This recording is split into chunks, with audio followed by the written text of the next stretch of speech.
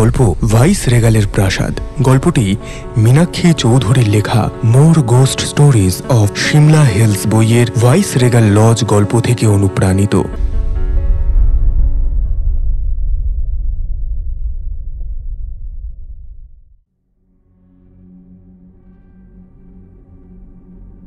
রাহুল আর স্বর্ণ ঠিক করে ফেলে যে ওরা সিমলায় গিয়ে ওই প্রাসাদেই রাত কাটাবে, যাতে রাহুলের সবটা মনে পড়ে, যাতে ও সবটা নিজের চোখের সামনে দেখতে পায়।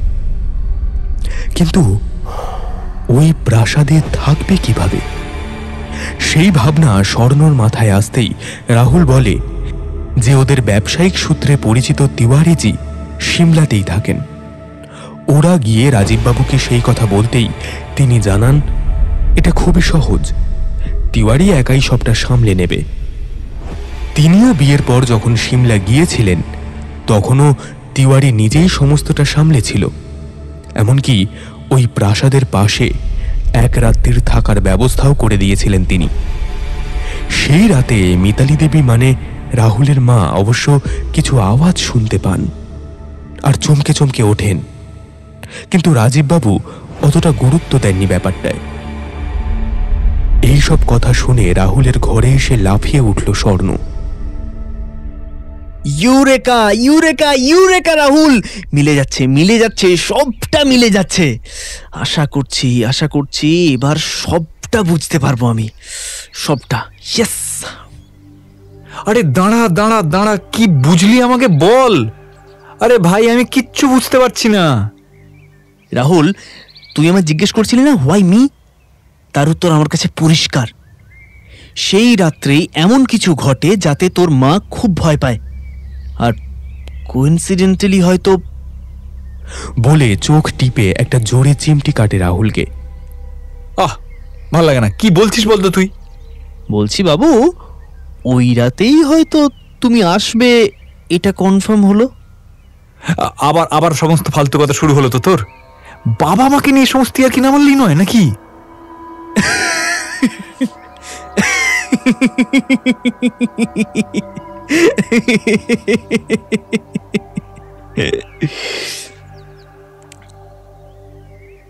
আরে ভাই, বলছি তার কারণ আছে।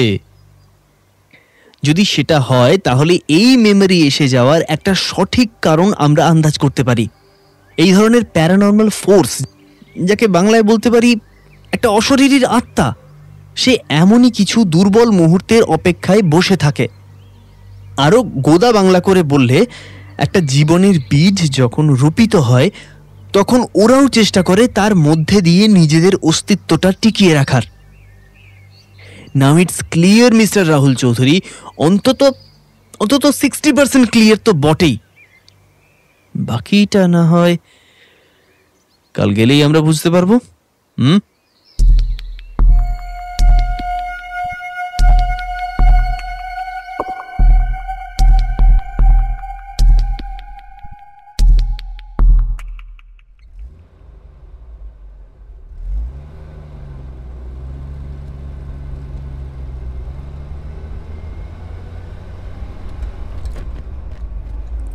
দুপুরবেলায় গাড়ি ছুটছে হাইওয়ের ওপর দিয়ে। রাহুলই ড্রাইভ করছে গাড়িটা। ওদের বাড়ি থেকে সিমলা যেতে 8 ঘন্টার মতন সময় লাগে। তার মধ্যে 2-3টে ব্রেক নিতেই হয়। সব মিলিয়ে ওই 10 ঘন্টার মতো। তাই সকাল 8টায় ওরা বেরিয়েছে বাড়ি থেকে। এখন বাজে দুপুর 1টা। ওরা ঠিক করেই ফেলেছে এইবার একটা ভালো ধাবা দেখলেই ওরা দাঁড়াবে। এই 5 ঘন্টা প্রায় টানাই ড্রাইভ করেছে স্বর্ণ। মাঝে খালি একবার নেমেছিল চা সিগারেট খেতে। খুবই টায়ারিং কাজ এই এতক্ষণ ধরে ড্রাইভ করা। এই ভাবতে ভাবতেই সামনে দেখতে পেল একটা ধাবা। সেখানে গাড়িটা দাঁড় করিয়েই ওরা নামলো।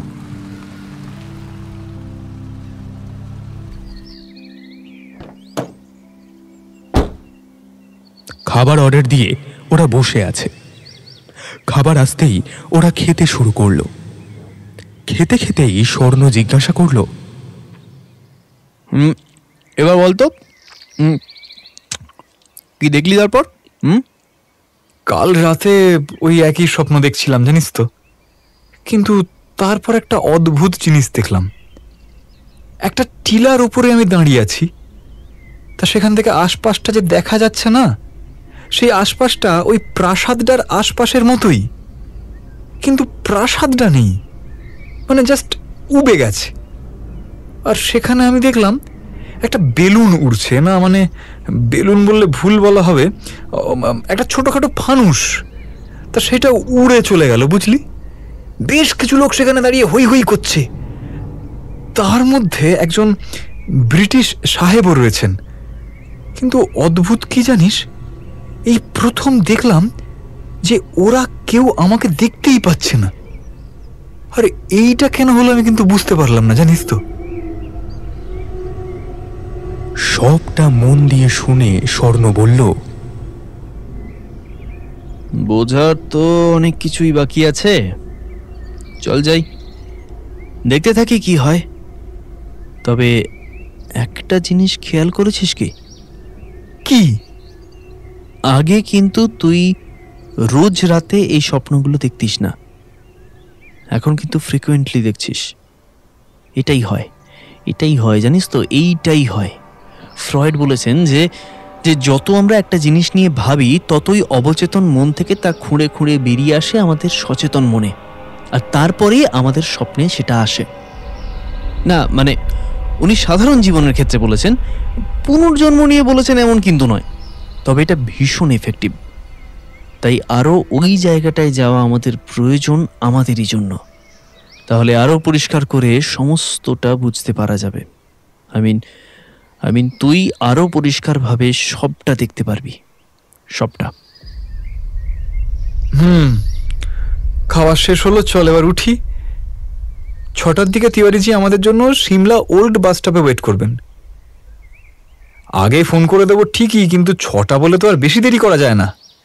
আর কি বলতো, বেশি রাত করাও তো ঠিক নয়। চল চল ওঠ ওঠ। আরে বাবা রে বাবা, উঠছি। উফ, কত শোনাস মাইরি একটা সুযোগ পেলে। উফ,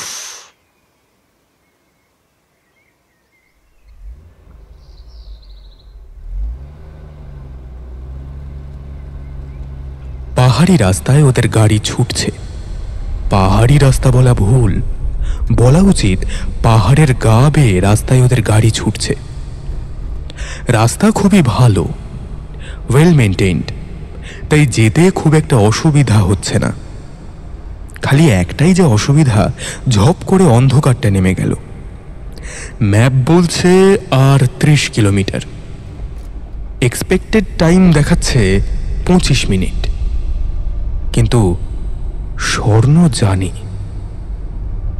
15 মিনিটের বেশি সময় লাগবে না। তাই ও ফোনটা স্বর্ণকে দিয়ে বলল,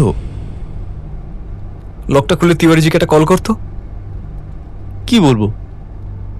হাত ঘড়িটা দেখে নিয়ে রাহুল বলল, 5:40 বাজে তো, বল আমরা মিনিট 15-এর মধ্যেই ঢুকছি। আচ্ছা দাঁড়া। ফোনের লকটা খুলে তিওয়ারিজিকে ফোন করে স্বর্ণ। এবার থেকে ওর গলায় শোনা যায়, হ্যালো, আসলে আমি স্বর্ণাভ বলছি, রাহুলের বন্ধু। হ্যাঁ, আমরা কাছাকাছি এসেই গেছি, আর মিনিট 15 লাগবে। ও, আপনিও এসে গেছেন?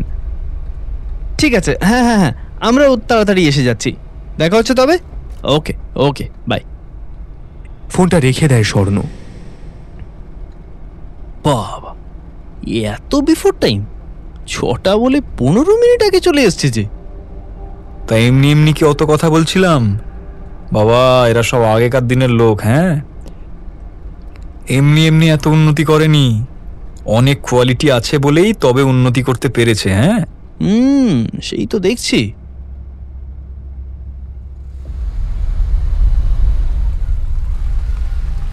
কথা বলতে বলতেই ওরা এসে পড়ল সিমলা ওল্ড বাস স্ট্যান্ডে। সেখানেই দাঁড়িয়েছিলেন তিওয়ারিজি। ওদের গাড়ি আসতেই নিজের গাড়ির ড্রাইভারকে কি একটা বলে এসে উঠলেন ওদের গাড়িতে। তা ইয়াং ম্যান, আরে ওই যে সামনে আমার গাড়ি যাচ্ছে, ওটা ফলো করো। আরে কবে থেকে বলছি তোমাকে, আরে শুধু তোমাকে না, তোমাকে আর তোমার বাবাকে, যে এসো একবার, এসো ঘুরে যাও আমাদের এখান থেকে। আর আমি কত যাই তোমাদের ওখানে, আর তোমরা আসবে না। আর তোমার বাবার তো সেই একবার এসেই হয়ে গেল, ব্যাস। আর তুমিও এত ব্যস্ত যে কি বলবো তোমায়। আরে না না কাকু, ব্যাপারটা একদমই সেরকম নয়। আরে হ্যাঁ হ্যাঁ কাকু, ব্যাপারটা একদমই সেরকম। রাহুলের কথা শেষ হতে না হতেই তার উপরে কথা চাপিয়ে দিল স্বর্ণ। এইবারও কি আসতো নাকি? নেহাত আমি যখন বললাম ভাইস রেগালের প্রাসাদের কথা, তখন মুখ ফসকে আপনার কথা বলে ফেললো। তাই তাই আসতে এক প্রকার বাধ্য হলো আর কি। ভাইস রেগালের প্রাসাদ। আচ্ছা, তা তোমরা এর কথা জানলে কি করে? ফেসবুকে দেখলাম কাকু। স্বর্ণর উত্তর শুনে তিওয়ারিজি বললেন, হ্যাঁ হ্যাঁ, ওই এক হয়েছে এখন, জানার আর কোনো অসুবিধাই নেই।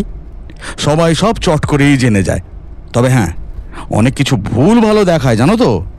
এই সেদিন আমার মেয়ে এসে আমায় দেখালো যে একটা ভিডিওতে নাকি দেখাচ্ছে এই প্রাসাদ নাকি হন্টেড প্লেস, মানে ভুতুড়ে বাড়ি। বোঝো কাণ্ড। আরে সেই কবে থেকে আমরা এখানে আছি, আমরা কিছুই বুঝলাম না, আর ওই ফেসবুক সব বুঝে গেল। সত্যি এটা কখনো হয়? বলতেই স্বর্ণ দেখল সামনের গাড়িটা একটা বড় বাড়ির গেটের সামনে এসে দাঁড়ালো। মাথাটা কেমন যেন একটু চিনচিন করে উঠল রাহুলের। ও মাথায় হাত দিয়ে মাথাটা টিপতে লাগলো নিজেই। কি হলো? পিছনের সিট থেকে জিজ্ঞাসা করলেন তিওয়ারিজি। মাথা ব্যথা করছে? হ্যাঁ, আসলে কাল সকাল থেকে ড্রাইভ করে যাচ্ছে তো, তাই হয়তো মাথাটা ধরেছে ওর আর কি। খুব স্বাভাবিক, খুব স্বাভাবিক। দাঁড়াও। বলেই গাড়ি থেকে নামলেন তিওয়ারিজি। নেমেই ডাক দিলেন, রামু, এদিকে এসো। ওই গাড়িটা বাইরে পার্ক করে এই গাড়িটা ভিতরে পার্ক করো। ওদের গাড়ির দরজা খুলে দিয়ে তিওয়ারিজি বললেন, চলে এসো, তোমরা নেমে এসো, একটু ফ্রেশ এয়ার নাও, বুঝলে?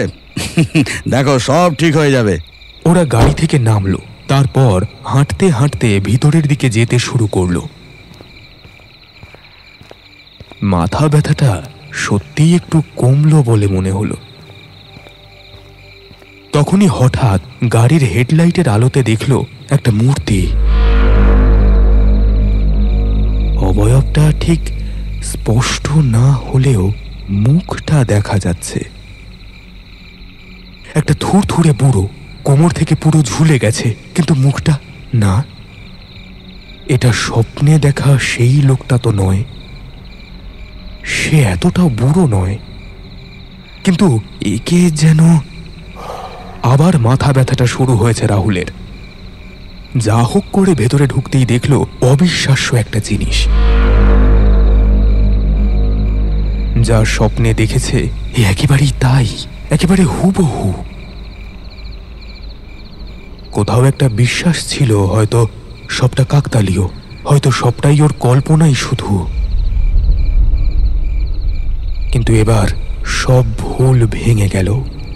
মাথা ব্যথাটা বাড়ছে আরো, কিন্তু এখন এসব ভাবার সময় নয়। খুঁজে পেতে হবে, জানতে হবে সবটা। স্বর্ণ আর তিওয়ারিজি গেছেন এখানের ভারপ্রাপ্ত যে কেয়ারটেকার রয়েছে তার সাথে কথা বলতে, কিন্তু ও চুপ করে বসে থাকতে পারল না। মনে মনে ভাবল, না না না না না, এখন এভাবে চুপ করে বসে থাকলে হবে না। আগে জানতে হবে কে ওই ওই বুড়ো লোকটা, কে। কেন জানি না আমার মনে হচ্ছে ওই বুড়ো লোকটা সব জানে, সব। কি যন্ত্রণা করছে মাথাটা, মাথাটা যন্ত্রণায় ছিঁড়ে নিচ্ছে। কিন্তু না, এখন এসব ভাবলে হবে না। আমাকে যে করেই হোক ওই বুড়ো লোকটার কাছে যেতেই হবে। ও কিছু একটা বলতে এসেছে আমাকে, আমার মন বলছে ও কিছু বলতে চায়। আর আর যদি কখনো না আসে, না না না না না না, এখনই যেতে হবে। এই ভাবতে ভাবতেই পিঠের ব্যাগটা সোফায় রেখে বেরিয়ে চলে গেল রাহুল।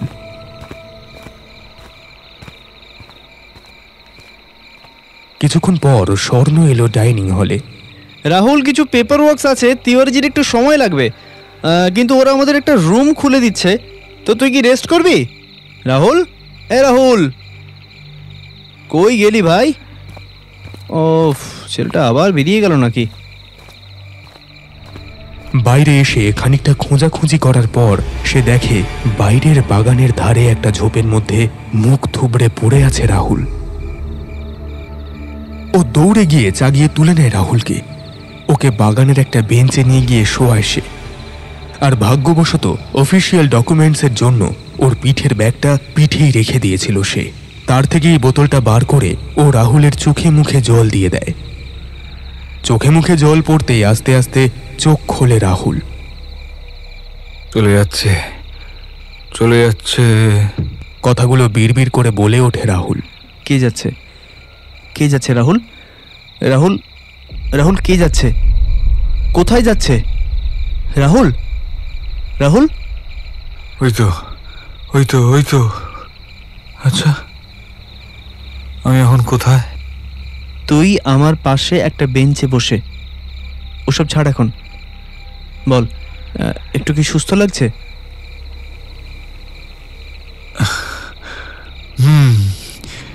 কিন্তু কিন্তু এসব কি হচ্ছে স্বর্ণ আমার সাথে?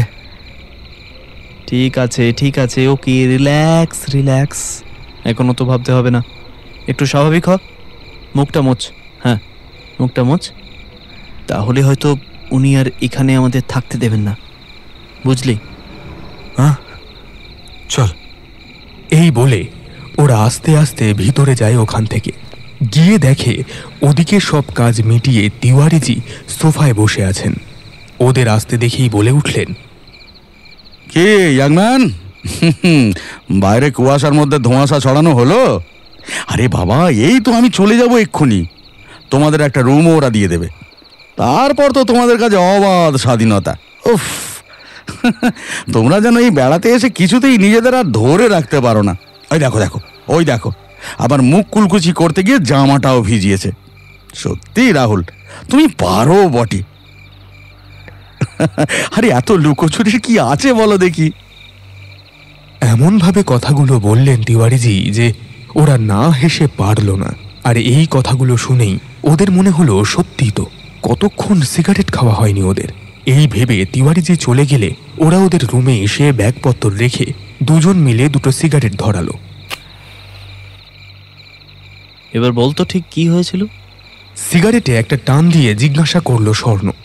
আমি ঠিক ঢোকার মুখেই দেখলাম একজন থুরথুরে বয়স্ক লোক। অদ্ভুত কি জানিস তো, এই লোকটাকে কিন্তু আমি কখনো আগে স্বপ্নে দেখিনি, কিন্তু কিন্তু তা সত্ত্বেও লোকটাকে আমার কি চেনা মনে হলো। কেন, কি কারণ, আমি কিচ্ছু বুঝতে পারলাম না।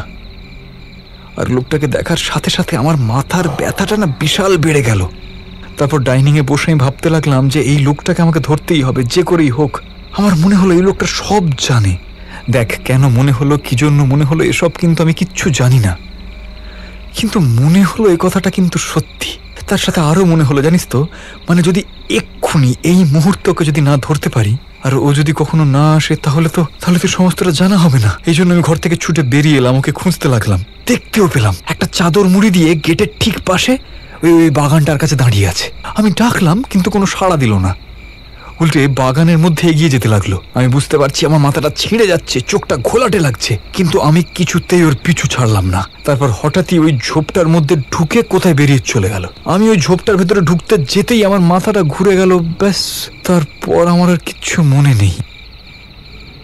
স্বর্ণ কিছু বলল না রাহুলকে, খালি মনে মনে ভাবল, ঝোপটার পরেই তো পাঁচিল আছে, তাও সে তো প্রায় 12 ফুট উঁচু, তার উপর আবার কাঁটা তার দেওয়া, তার মধ্যে দিয়ে লোকটা বাইরে চলে গেল কি করে?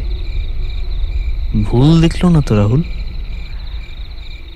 নাকি সত্যিই অন্য কিছু? এমন সময় দরজায় কড়া নাড়ার শব্দ হয়। ওই যে মনে হয় খাবার এসে গেছে আমাদের, তুই বস, আমি দেখছি। এই বলে স্বর্ণ দরজাটা খুলে খাবারটা আনতে গেল। খাবার এনে বলল, এই শোন, আজ আর বেশি রাত করে লাভ নেই, খাবারটা খেয়ে নিয়ে ঘুমিয়ে পড় জলদি, কাল সকালে সবটা ঘুরে দেখা যাবে এখন। চলো। হ্যাঁ ভাই, তুই ঠিকই বলছিস, মাথাটা খুব ভারী লাগছে আর চোখ চেয়ে থাকতে ইচ্ছে করছে না। এই বলে খেতে শুরু করলো রাহুল। খাওয়া দাওয়া হয়ে গেলে ঘরের আলো নিভিয়ে ওরা দুজনেই ঘুমিয়ে পড়ল। আর আবারও ঘুমের মধ্যে রাহুল দেখতে শুরু করলো সেই স্বপ্নটা। এবার দেখলো আরো একটু বেশি কিছু, আরো একটু ডিটেলে। প্রচুর লোক, যাকে লোকারণ্য বলা যায়, নানান রকম কথা চলছে তাদের মধ্যে। জিজ্ঞাসা করলেন সিধু জ্যাঠা, এই এই এই কে আসবে রে? হ্যাঁ, রানী আসবে নাকি? রানীর তো খেয়ে দে কাজ নেই, আর তাই নিজের দেশ ছেড়ে এই পরের দেশে, তাও আবার এই পাহাড়ের গ্রামে আসবে। হ্যাঁ, আরে তাহলে আসবেটাকে শুনি। হ্যাঁ, আমি সকাল থেকে শুনছি খালি আসবে আসবে আর আসবে। তা অত যদি এতই জানার শখ, তো যাও না বাপু, ওই যে গোড়া পল্টনের পেয়াদা দুজন দাঁড়িয়ে আছে, তাদের কাছে গিয়ে শুধোও না, যাও। হ্যাঁ রে হারামির বেটা, আমি শুধুই, আর তারপরে আমায় ঝুলিয়ে দিক আর কি, আর আমার মেয়ে বউটা অনাথ হয়ে যাক। মুখ বেঁকিয়ে কথাটা বলল সিধু জ্যাঠা। অনাথ কেন হবে গো সিধু জ্যাঠা, আমরা তো আছি নাকি? আই আই আই, কেরা? কে বললি রা? সাহস থাকে তো সামনে আয়, দেখি তো একবার। সিধু জ্যাঠা চিৎকার করে উঠল, চুপ চুপ করো না, বক বক করে মরছে। আসবে যখন তখনই দেখবে। আর কে আসবে তোমায় কে বলবে শুনি? হ্যাঁ, আসছে মহারানীর খাস পেয়াদা, আসছে আসছে। ভিড়ের মধ্যে থেকে বলে উঠল বৃদ্ধ থুরথুরে এক ভদ্রলোক। ওই তো এসে গেছে সব জানতা দাদু আমার। পাশ থেকেই এক ছোকরা বলে উঠল, তা বলো দাদু, মহারানী তো তোমায় চিঠি পাঠিয়েছে, তাই না? আরে বলো বলো, বলে ফেলো দাদু, কে আসছে বলো। আসছে আসছে আমাদের নতুন ভাইসরয় আসছে। কি কি কি কি কি কি বললা? জিজ্ঞাসা করলো সিধু জ্যাঠা। ধ্যার বাবা, আমি কি বুঝেছি নাকি? শোনো না চুপ করে কি বলছে বুড়ো। আবারও বলতে শুরু করলো, ভাইসরয় ভাইসরয়, রানীর খাস পেয়াদা, খোদ লন্ডন থেকে আসছে লর্ড লাইটন। এইবার নড়ে চড়ে উঠল সবাই। এই নামটা কদিন ধরে খুব শোনা যাচ্ছে। নতুন একটা দুর্গ হবে নাকি এখানে, আর সেখানেই নাকি থাকবে শুনছি। সেই সাহেব যে খোদ এখানে এত তাড়াতাড়ি আসবে, এই কথা ভাবতেই পারেনি ওরা। কি কি কি কি কি কি বলছো? লটন সাহেব আসছে? সে কি গো, কি হবে গো তাহলে? কাঁপা কাঁপা গলায় জিজ্ঞাসা করলো সিধু জ্যাঠা। কেন, খুব তো জানতে চাইছিলে, এখন কি হবে? হ্যাঁ, চুপ করে দাঁড়িয়ে থাকো। হ্যাঁ, চোখের সামনে সাহেব দেখবো, তাও আবার খোদ লন্ডন থেকে আসা সাহেব। এ কি চারটিখানি কথা? হ্যাঁ, কি বলো, এ কি চারটিখানি কথা? এই একদম বাজে না বকে চুপ করে দাঁড়িয়ে থাকো। হ্যাঁ। ভিড়ের মধ্যে থেকেই একজন হালকা ধমকের সুরে বলল। এমন সময় দূর থেকে ধুলোর ঝড়ের মতো দেখা গেল, আর আস্তে আস্তে ঘোড়ার পায়ের আওয়াজ স্পষ্ট হচ্ছে। ভিড়ের মধ্যে গুঞ্জন শুরু হলো, ওই আসছে, ওই আসছে আসছে আসছে, সে আসছে, ওই আসছে। এরপর এলো বিশাল এক বাহিনী, ষাঁড় দিয়ে ঘোড়ায় চড়া পেয়াদা। প্রথমে 20টা ঘোড়ায় 20 জন ভারতীয় পেয়াদা, তার পিছনে 10টা ঘোড়ায় 10 জন সাহেব পেয়াদা। এত ঘোড়া একসাথে ধুলো উড়িয়ে যেতে কেউই দেখেনি আগে কখনো। সবাই হাঁ করে তাকিয়ে আছে, শুধু সেই বৃদ্ধ বিড়বিড় করে কি সব বলেই যাচ্ছে। হটো হটো সব হটো, সাহেব আসছেন, হটো। সবাই রাস্তার ধারেই, কিন্তু দুজন ঘোড়সাওয়ার তারা এসে লাঠি দিয়ে তাদের আরো সরিয়ে দিলে। বড় সাহেব আসছে, হটো হটো। কিন্তু কিছুতেই ওই বুড়ো সরে না। বুড়ো না সরতেই পিছন থেকে একটা ঘোড়ার গাড়ির আওয়াজ, তাতে সামনে বসে একজন বাঁশের বাঁশি বাজাচ্ছে। বোঝা গেল বড় সাহেবের গাড়ি। বুড়ো এতক্ষণ পর্যন্ত না সরলেও রাস্তার ধারেই ছিল, কিন্তু এরপর যা করলো তাতে সকলের রক্ত ঠান্ডা হয়ে গেল। একদম মাঝ রাস্তায় এসে দুহাত তুলে ঘোড়ার গাড়ির সামনে দাঁড়িয়ে চিৎকার করে উঠল, দাঁড়াও।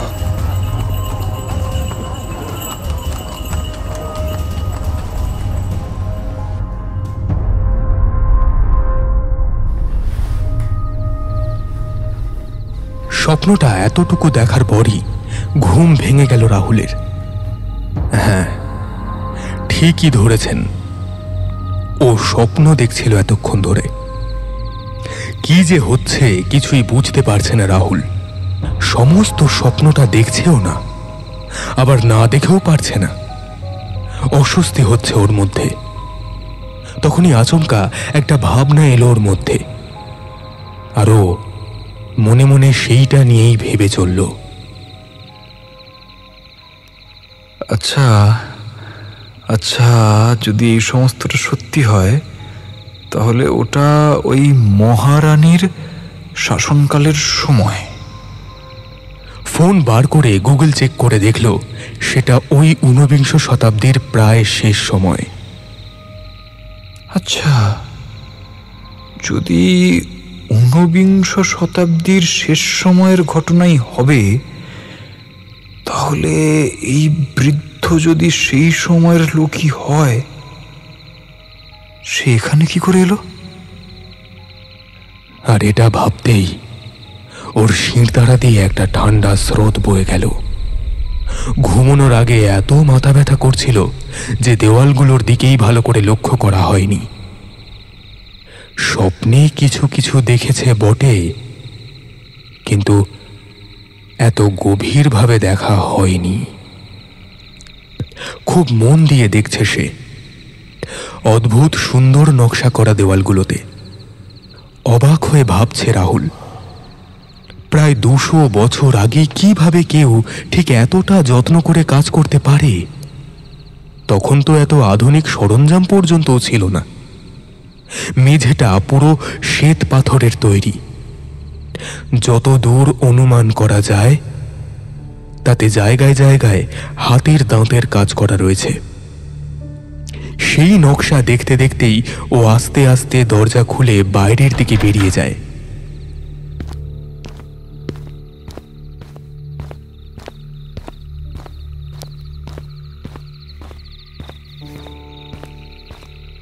চারিদিক তখন নিস্তব্ধ আর অন্ধকার। অল্প অল্প আলো জ্বলছে শুধু, কিন্তু খুব একটা অসুবিধা হচ্ছে না রাহুলের, কারণ এই চারদিকটা ওর খুবই চেনা চেনা লাগছে। ও আস্তে আস্তে সিঁড়ি দিয়ে নেমে এসে ডাইনিং হলে চলে আসে।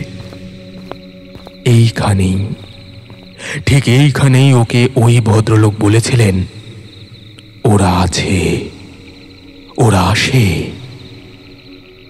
এমন সময় হঠাৎই একটা পায়ের আওয়াজ।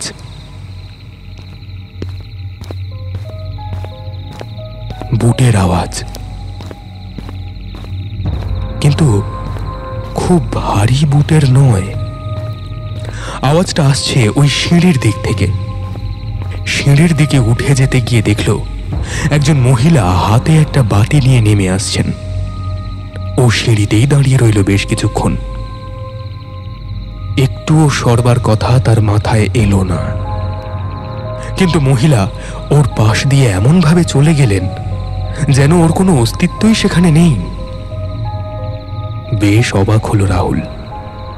আরো অবাক হলো এটা দেখে যে এই মহিলা ভারতীয় কেউ নন, খুব সম্ভবত ব্রিটিশ কেউ হবেন। তবে পোশাক আশাক অত্যন্ত পুরানো সময়ের। এখন কেউই তেমন এই পোশাক পরবে না।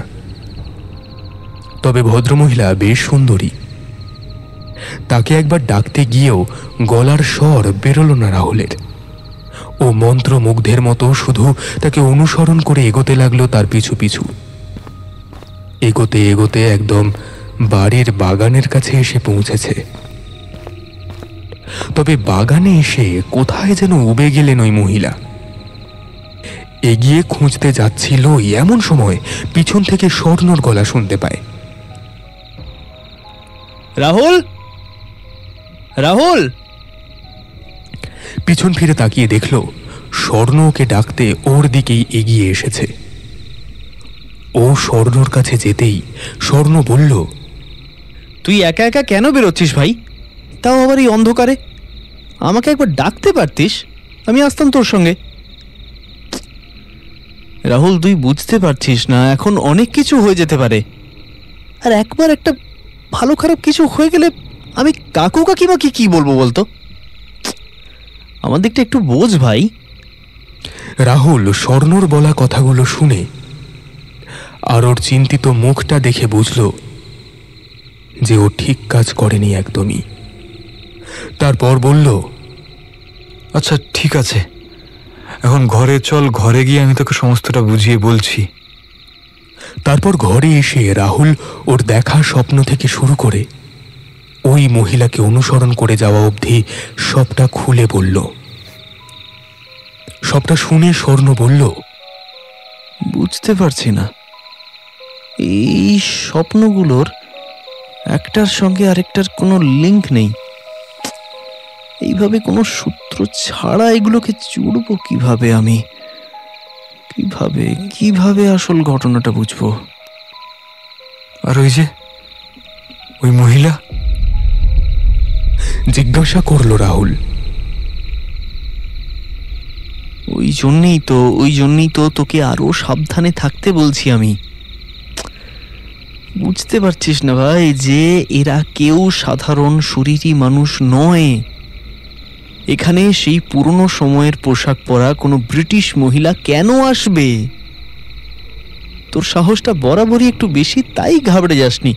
অন্য কেউ হলে ওখানেই অজ্ঞান হয়ে যেত এসব দেখে। তুই যে সেটা হোসনি, সেটা অবশ্য একদিক থেকে ভালো। আসলে কি জানিস তো ভাই, এটা আমার কেমন যেন অনেক চেনা চেনা লাগছে, খানিকটা নিজের বাড়ির মতোই লাগছে। খুব সাহসী বা কম সাহসী ব্যাপারটা এরকম নয়, আসলে আমার ভয়ই লাগছে না, মানে নিজের বাড়ির মতো লাগছে সমস্তটা। ওই যে মহিলা এখানে এলেন, তুই বলার পরে ভাবছি সত্যি তো আমার তো বোঝা উচিত ছিল যে এটা কোনো সাধারণ বিষয় নয়, কিন্তু এত বোকা তো আমি নই। আমার সাথে তখন যে কি হলো, আমি অদ্ভুতভাবে সমস্তটা বিশ্বাস করে নিলাম। কোনো ব্যাপার না, রিল্যাক্স। আচ্ছা বলছি, আরে এই নিয়ে কত রাত জাগা হলো তোর? আরে বলিস না ভাই, প্রায় রোজই হচ্ছে, বিশেষ করে সেই ভিডিওটা দেখার পর থেকেই হচ্ছে, বুঝলি। সত্যি বলছি ভাই, আমার আর ভালো লাগছে না। ঠিক আছে, এখন একটু শুয়ে পড়তো, একটু ঘুমানোর চেষ্টা কর। দেখ, ঘুম এলেও আসতে পারে।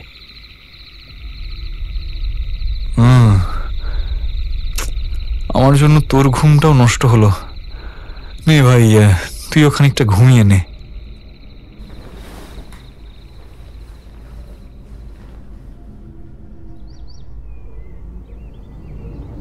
পরের দিন সকালে রাহুলের ঘুম ভাঙল একটু দেরিতে। ও উঠে দেখল স্বর্ণ বেরোবার জন্য রেডি হচ্ছে। ওকে উঠতে দেখেই স্বর্ণ বলল, নে চটপট রেডি হয়ে নে, বেরোবো। কিন্তু কোথায়? আশপাশটা ঘুরে দেখতে হবে না? দেখবি ঘুরতে ঘুরতে তোর আরো অনেক কিছু মনে পড়ে যাবে। সেটা তুই ঠিকই বলছিস, চল তাহলে আমরা রেডি হয়ে নি। একদম।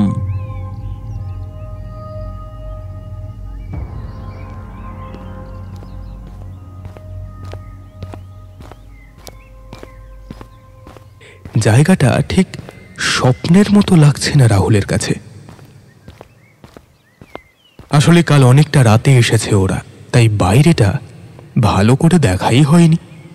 এখন বেরিয়ে সবটা দেখতে দেখতে কেমন যেন খুব সাজানো, খুব কৃত্রিম মনে হচ্ছে সবকিছু রাহুলের কাছে।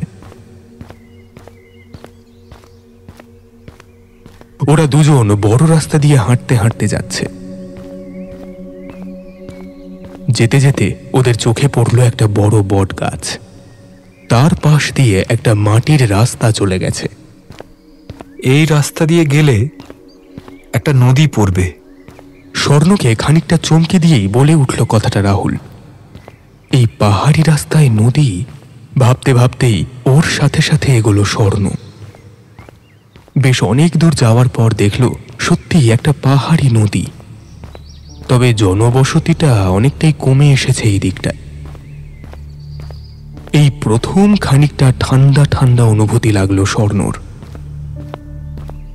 তবে রাহুলকে দেখে কিছুই যেন মনে হচ্ছে না।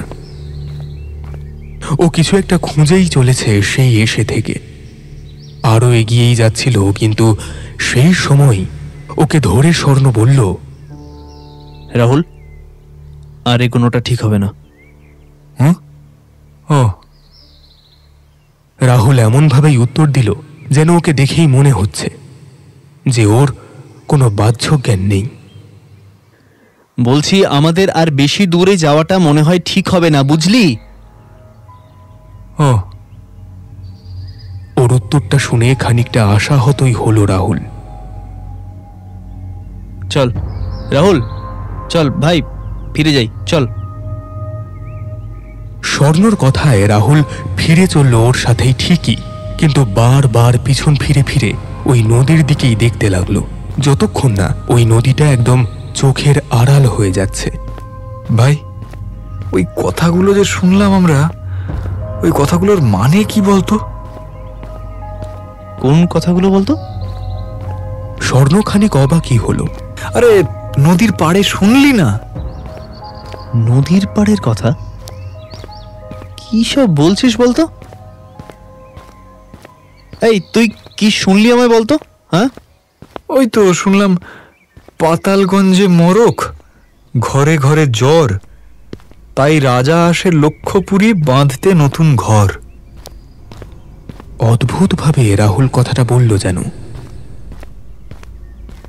গলাটা কেমন শুনলি? খুব ফ্যাস ফ্যাসে, হালকা, অনেকটা ওই হাওয়া বয়ে যাওয়ার মতো। এই, তুই শুনিসনি? মাথা নেড়ে না বলল স্বর্ণ। হাঁটতে হাঁটতে একদম প্রাসাদের সামনেই চলে এসেছে এখন ওরা। ভেতরে ঢুকতেই দেখল এখানের যে কেয়ারটেকার, সে বাগান পরিষ্কার করছে।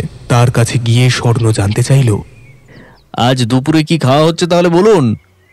ওই তো ভাত, দেশি মুরগির মাংস আর চাটনি। বাহ বাহ বাহ, এ তো একদম জমে যাবে।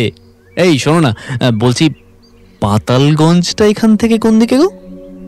সে তো প্রায় মাইল 10 হবে, পাহাড়ের একদম ঢালে, তাই ওটার অমর নাম। যদিও সাহেবরা অত বুঝতো না, ওরা তাই ওটার নাম দিয়েছিল পিটার হফ। না মানে, এই যে প্রাসাদ, এটা তো কাল ওই একটা জায়গায় লেখা টাঙানো আছে পড়লাম, 1880-র দশকে। সালটা এক্সাক্ট মনে পড়ছে না এখন। তার আগে তো এই বাড়ি ছিল পাতালগঞ্জে, তাই না? অত তো বাবু আমি বলতে পারবো না আপনাকে, তবে পাতালগঞ্জেও একটা ব্রিটিশ আমলের বাড়ি আছে, তবে সে ভাঙাচোরা বাড়ি আর এত বড় নয়। উত্তর দিয়েই আবার নিজের কাজে মন দিল ধনপতি। না, আন্দাজে ঢিলটা মারলাম বটে, তবে ঠিক জমলো না, বুঝলি? রাহুলের কাছে এসে বলল স্বর্ণ। তারপর কি মনে হতেই এবার ধনপতির কাছে এগিয়ে গেল স্বর্ণ। এই বলছি যে, একটা কথা বলবো। বলুন। তুমি এখানে একা থাকো, তোমার কোনো ভয় লাগে না? কথাটা বলতেই কেমন একটা চোখ মুখ বদলে গেল যেন ধনপতির। আপনারা এখানে কেন এসেছেন বলুন তো বাবু? কেন? ঘুরতে। তা ঘুরতে এসেছেন, ঘুরুন। ঘুরুন না, ঘুরে বেড়ান আর চলে যান, এত কথার তো কিছু নেই। ঠিক এইবার বেশ খানিকটা অপ্রস্তুতি হলো, বা বলা ভালো অপমানিতই হলো স্বর্ণ। দুপুরবেলায় খাবার টেবিলেও ধনপতির সাথে খুব একটা কথা বলল না স্বর্ণ। তারপর খেয়ে দিয়ে ঘুমিয়ে পড়ল। ঘুম থেকে উঠে দেখল বেশ সন্ধ্যা হয়ে গেছে, তবে ঘরে একটাও আলো জ্বলছে না। পাশ ফিরে দেখল রাহুল বসে আছে। ঠিক সেই সময় কড়া নাড়ার শব্দ, তারপর নিজে থেকেই দরজাটা খুলে গেল আর একটা ছায়ামূর্তি এগিয়ে আসতে লাগলো ওদের দিকে। অন্ধকার ঘর, পাহাড়ি নিস্তব্ধতা, তার মধ্যে এই ছায়ামূর্তি। আর হঠাৎই সেই ছায়ামূর্তি বলে উঠল, আমার কিছু বলার আছে।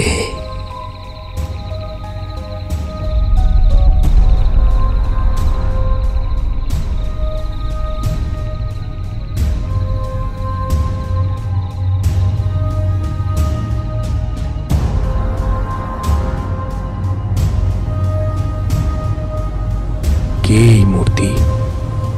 কি রহস্য আছে এর মধ্যে? কোনো বড় বিপদ ঘটবে না তো রাহুল আর স্বর্ণের সাথে? এই সব কিছু জানতে হলে শুনতে থাকুন ভাইসরেগালের প্রাসাদ।